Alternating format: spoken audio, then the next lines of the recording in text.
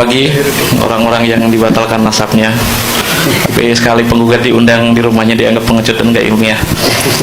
Padahal seharusnya yang datang di sini itu kan orang yang sejak dulu 2 tahun terakhir bicara tentang tesis, tapi saya belum pernah sekalipun melihat apa yang diucapkan sebagai tesis diuji dalam sidang yang lebih akademik. Perkenalkan, saya Ramli, seperti yang disampaikan oleh Habib Hanif, akhirnya terbongkar nama, dan saya adalah contoh yang paling tepat untuk melogikakan secara historis nama Abdullah dan juga Ubaidillah. Bukanlah suatu yang kontroversial, bukanlah suatu yang jika tidak ada bukti historisnya, apakah dia adalah sosok yang fiktif? Gitu. Belum pernah saya lihat. Saya adalah orang yang selama 1 tahun terakhir ya, genap 1 tahun terakhir itu mewawancari beberapa pakar, beberapa intelektual, baik ada di Indonesia maupun di tempat yang lain, dan belum pernah saya sekalipun mendengar ketika saya sodori tesisnya Kiai Haji Madudin, kecuali para pakar itu mengatakan ini penelitian orang bodoh yang belum pernah tahu bagaimana cara ilmu nasab bekerja. Saya sengaja mengawali presentasi ini dengan kalimat seperti itu karena diakui atau tidak banyak orang yang berusaha menepis dan meng-exaggerate apa nyebutnya itu, terlalu melebih-lebihkan, meng-overrated itu penelitian yang seharusnya bisa disebut cuma clipping dan makalah, tapi naik derajatnya menjadi tesis yang sangat akademik, bahkan untuk menggugatnya pun harus orang doktor, kredensinya jelas, kuliah di mana, namanya pun jelas gitu. Terlalu berbelit-belit dan terlalu birokratis, sementara kita selama 2 tahun melihat bagaimana beliau berkeliling dengan teman-temannya tanpa birokrasi, tanpa teteng aling-aling.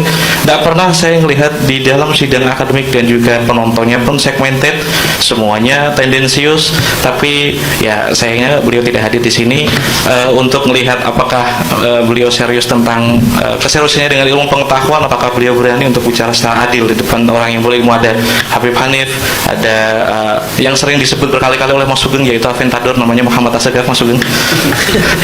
Tapi di belakang semua ini adalah orang-orang yang sangat mencintai ilmu, dan kita tidak ingin ada tendensi macam-macam dalam penelitian ini.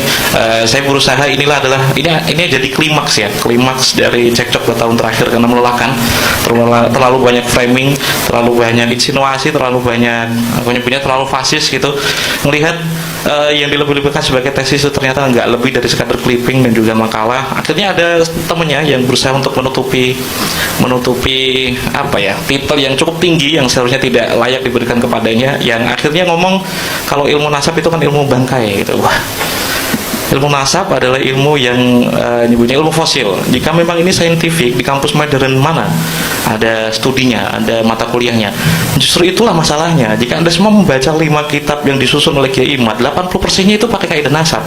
Semuanya adalah catatan genealogi dari ulama ahli nasab. 80% tentang catatan historiografi atau catatan genealogi dari kitab-kitab nasab. 10%-nya dia memakai sentuhan dikit-dikit tentang studi kritik historis. 5%-nya lagi improvisasi tentang YDNA. Sisanya lagi 5%-nya tentang framing, nggak ada yang lain gitu.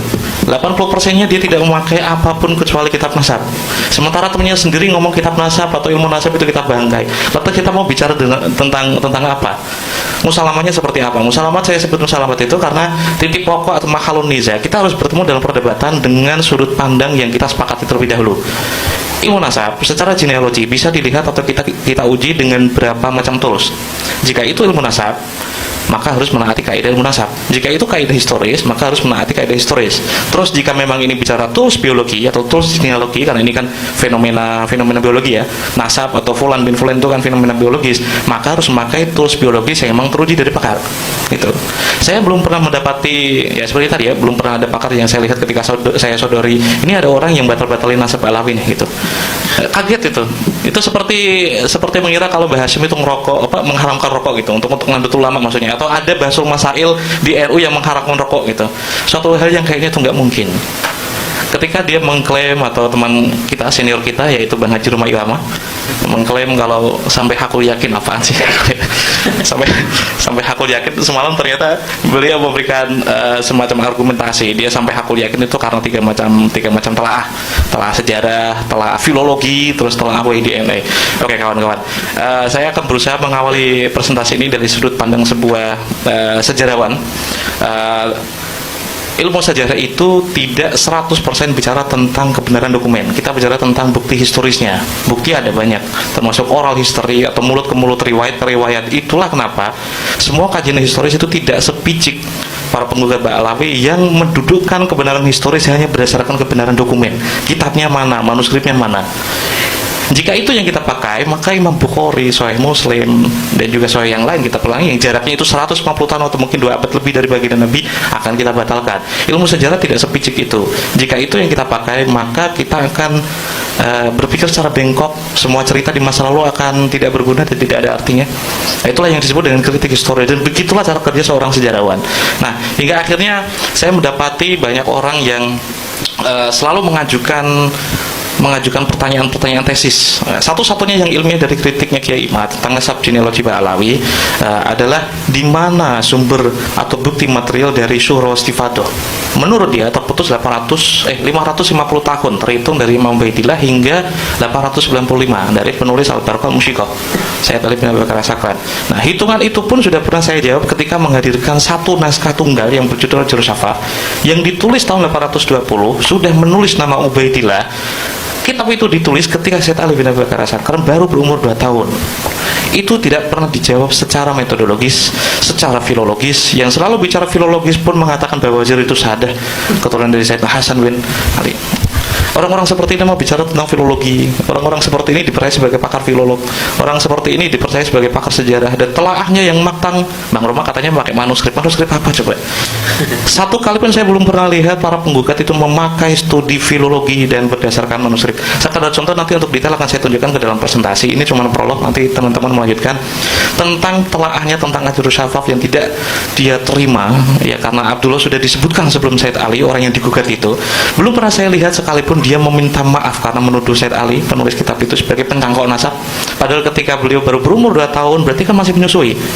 Mungkinkah orang yang menyusui memberikan informasi tentang kakeknya kepada orang yang 15 tahun kemudian sudah wafat? Ya nggak mungkin. Kitab itu cuma langsung diklaim ini kitab yang cukup diragukan karena naskahnya baru ditulis 45 tahun sebelumnya. Ya karena emang nggak modal, nggak mau nyari gitu. Peneliti itu kan memang sifatnya itu kan pencari, yang to search itu berarti mencari. Jika informasi yang nggak dapat di situ, apakah benar kitab itu ditulis 45 tahun atau 50 tahun yang lalu? Akhirnya saya menemukan 3 naskah pembanding yang lebih tua dari itu. Ditulis sekitar 200-an tahun yang lalu lah. Jauh sebelum ada geger nasab, jauh sebelum ada mungkin semasa dengan Imam Murtado Az-Zabidi di Yaman sudah ada manuskripnya, dan ada intelektual yang sudah mengutip beberapa kali kitab itu dan menyebutkan Ubaidillah di sana. Saya berusaha memberikan pengantar itu untuk menunjukkan kepada Anda semua ada orang yang tidak jujur ketika melakukan gugatan. Berkali-kali saya menagih, apakah Anda bisa mempertahankan tesis Anda tentang, kali pertama disebutkan tahun 895 dari Al-Barqah Al-Musyiqah. Itu sudah banyak bukti material yang bisa menjawab itu. Alih-alih menjawabnya akhirnya framing lagi. Ya seperti itulah, 8% isinya cuma kitab nasab, 10%-nya dikit-dikit bahasa sejarah, 5%-nya improvisasi tentang WIDN kayak Askenazi, kayak paham aja gitu. Askenazi itu apa sih ceritanya? 5%-nya itu ya sisanya framing gitu. Mungkin ini pengantar dari saya. Terima kasih, saya lanjutkan kepada Habib. Baik, sebelumnya ini ya, saya ingin kemudian menjelaskan kepada para hadirin ini, mungkin agak bingung nanti kalau kemudian belum terpetakan begitu. Salah satu intinya sebenarnya Gus Rumel itu ingin mengatakan bahwa ada sebuah kitab yang menyebutkan nama Ubaidillah sebelum Ali As-Sakran, begitu kan ya, karena kemudian saudara Imaduddin Utsman itu mengatakan bahwa pencangkokan pertama, begitu ya, pencangkok dalam artian ada nama Ubaidillah itu oleh seorang yang namanya Ali As-Sakran dalam kitab Al-Barqah Al-Musyiqah. Dan kemudian saudara Rumel itu mempunyai bukti bahwa ada kitab sebelum itu yang menyebutkan nama Ubaidillah. Namanya adalah kitab Al-Jarh Asy-Syafaf. Begitu ya. Baik. Luar biasa, luar biasa, luar biasa. Kita sudah tahu bahwasanya pada tanggal 7 bulan 9 2024 adalah hari di mana perdebatan dimulai antara Robito Alawiyah dan Kiai Imaduddin dan kawan-kawannya. Tetapi ketika Kiai Imad diundang secara resmi oleh Robito Alawiyah untuk berdebat atau istilahnya berdiskusi tentang nasabah Alawi, dan pada akhirnya Kiai Imad banyak alasan dan sehingga tidak hadir pada diskusi yang sudah ditentukan waktunya.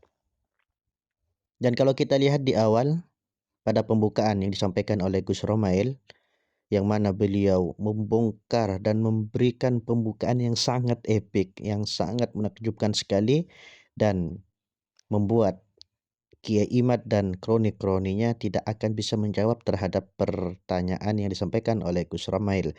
Dan beliau juga, yaitu Gus Romail, menyinggung sedikit tentang Roma Irama yang mengatakan hakul yakin bahwasanya kaum Ba'alawih bukanlah keturunan Rasulullah SAW. Ya begitulah. Jadi kalau seperti ini terus caranya, ketika Kiai Imad diundang secara resmi tidak hadir, dan banyak alasan dan semacamnya, masalah polemik nasab ini tidak akan selesai. Dan semoga kedepannya Robito Alawiyah dan Kiai Imad dan kawan-kawannya duduk bersama dan berdiskusi bersama dan menemukan titik terang apakah Ba'alawi adalah keturunan Rasulullah atau sebaliknya. Mungkin cukup sekian video pada kali ini. Mohon maaf apabila banyak sekali kekurangan dan kekhilafan. Dan akhirnya wassalamualaikum warahmatullahi wabarakatuh.